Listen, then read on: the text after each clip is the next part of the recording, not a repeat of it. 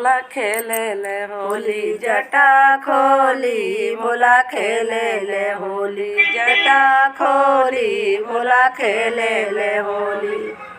पहिला होली पर्वतवा पर खेले पहिला होली पर्वतवा पर खेले। अरे भोला गौरा के अजब जोड़ी अरे भोला गौरा के अजब जोड़ी भोला खेले ले होली जटा खोली भोला खेले ले होली। दूसरा होली अयोध्या में खेलल दूसरा होली अयोध्या में खेलल।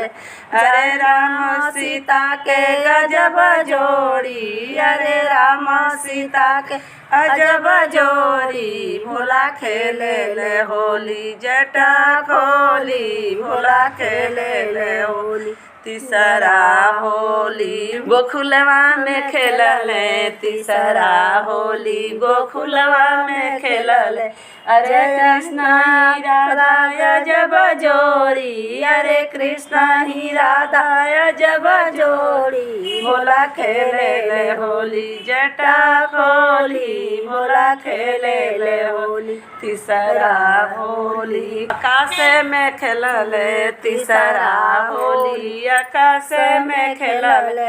अरे सब देवता लोग के अजब जोड़ी सब देवता लोग के अजब जोड़ी भोला खेले ले होली जटा खोली भोला खेले ले होली। पांचवा होली चर्चा में खेलले।